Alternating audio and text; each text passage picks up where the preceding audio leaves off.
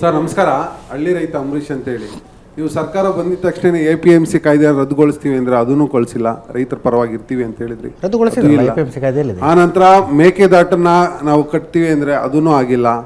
ಹಾಗೆ ರೈತರ ಹತ್ರ ಅನೇಕ ರೈತರ ಹತ್ರ ದೊಡ್ಡಬಳ್ಳಾಪುರ, ಬೆಳಂಗ್ಲ ಮತ್ತು ಈ ಕಡೆ ರೈತರ ಹತ್ರ ಅವ್ರ ರೈತರು ಜಮೀನು ಕೊಡಲ್ಲ ಅಂತ ಹೇಳಿದ್ರು KDBA ಅವರು ಅಕ್ವಿಜೇಷನ್ ಅತಿ ಹೆಚ್ಚಿಗೆ 2,000 ಎಕರೆ ಮಾಡ್ಕೊತಾ ಇದ್ದಾರೆ. ರೈತರು ಎಲ್ಲೋಗಬೇಕು? ಯಾಕಂದರೆ ರೈತರನ್ನೇ ರೆಂಟ್ ಮುಖಾಂತರ ಕೊಟ್ಟರೆ ರೈತರಿಗೆ ಅದು ಉಳಿಗಾಲ ಇರುತ್ತೆ. ಯಾಕಂದರೆ ಅವರ ಮನೆಗಳು ಕಟ್ಕೊಳ್ಳೋಕ್ಕೆ ಈಸಿ ಆಗುತ್ತೆ.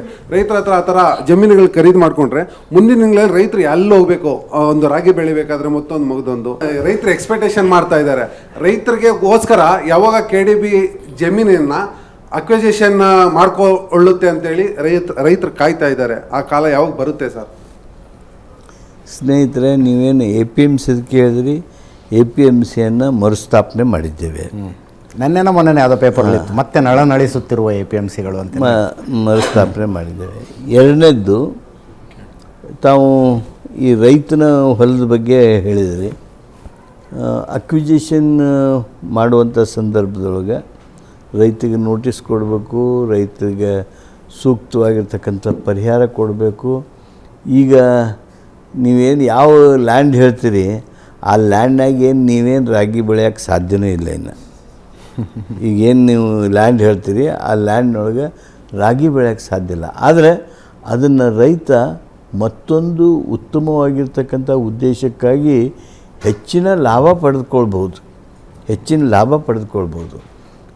ಆದರೆ KIDB ತಗೊಂಡ್ರೆ ಕಡಿಮೆ ಬೆಲೆ ಇರ್ತಿತ್ತು ಒಂದು ಕಾಲಕ್ಕೆ. ಇವತ್ತು ಆ ರೀತಿ ಪರಿಸ್ಥಿತಿ ಉಳಿದಿಲ್ಲ. ಹೊಸ ಕಾನೂನನ್ವಯ ಸೂಕ್ತವಾಗಿರ್ತಕ್ಕಂಥ ಬೆಲೆ ರೈತನಿಗೂ ತಲುಪ್ತದೆ. ಆದರೆ ಒಂದು ನಾವು ಮಾಡಬೇಕಾದದ್ದು, ಅದು ಯಾವಾಗ ಸಾಧ್ಯ ಆಗುತ್ತೋ ನೋಡಬೇಕು. ರೈತನ ಪರವಾನಿಗೆ ಇಲ್ಲ ಅಂದ್ರೆ, ಸರ್ಕಾರಿ ಯೋಜನೆ ಅದು ಆಗಿರಲಿಲ್ಲ ಅಂದರೆ ಯಾವ ಕಾರಣಕ್ಕೂ ಆ KIDB ಅವರು ಅದನ್ನ ಅಕ್ವೈರ್ ಮಾಡಬಾರ್ದು ಅನ್ನುವಂಥದ್ರ ಬಗ್ಗೆ ನಾವು ಸರ್ಕಾರದವರು ಚಿಂತನೆ ಮಾಡ್ತೀವಿ. ಎಸ್.